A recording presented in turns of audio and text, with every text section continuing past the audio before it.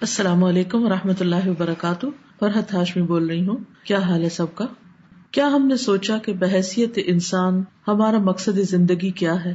انسان کو اللہ نے پیدا کیا ہے، لہٰذا اس کی زندگی کا مقصد بھی اللہ تعالیٰ ہی بتا سکتا ہے۔ وہی زیادہ حقدار ہے کہ وہ انسان کو بتائے کہ اسے زندگی کیسے بسر کرنا ہے۔ جب انسان اللہ تعالیٰ کو پہچان جاتا ہے تو اللہ کی ذات اس کی زندگی کا مرکز اور محور بن جاتی ہے۔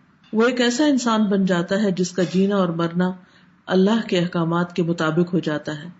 اللہ کے لیے مرنے اور جینے کا مطلب یہ ہے کہ انسان کے تمام معاملات میں اللہ کا رنگ نظر آئے۔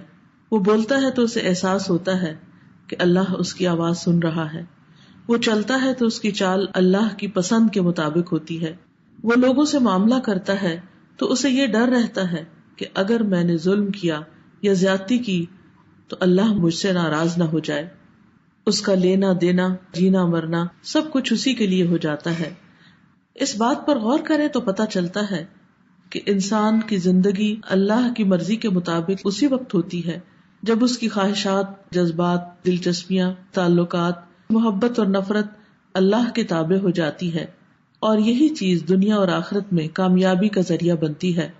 قرآن مجید میں اللہ تعالیٰ فرماتے ہیں، قد افلح من تزکا وذکر اسم ربہ فصلی، یقیناً فلاح پا گیا جس نے تزکیہ کر لیا اور اپنے رب کا نام ذکر کیا، پھر نماز پڑھی۔ اللہ تعالیٰ سے دعا ہے کہ وہ ہمیں اپنی پسند کے مطابق زندگی بسر کرنے کی توفیق عطا فرمائے، پاکیزگی کا راستہ عطا کرے، اپنے ذکر اور بہترین طریقے کی نماز کی ادائیگی کی توفیق عطا فرمائے۔ آپ سب کے لیے دعائیں اور نیک تمنائیں۔ السلام علیکم ورحمۃ اللہ وبرکاتہ۔